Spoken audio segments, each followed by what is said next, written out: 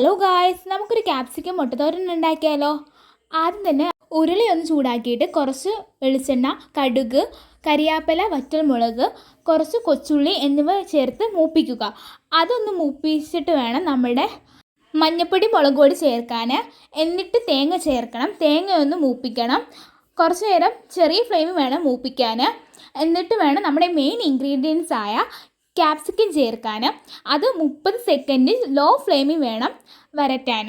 അത് വരട്ടിയിട്ട് വേണം നമ്മുടെ അടുത്ത ഇൻഗ്രീഡിയൻസ് ആയ മുട്ട ചേർക്കാൻ.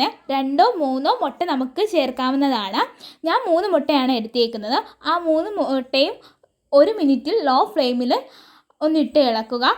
അപ്പം നമ്മുടെ മുട്ടത്തോരൻ തയ്യാർ. അത്രേ ഉള്ളൂ ഗൈസ്.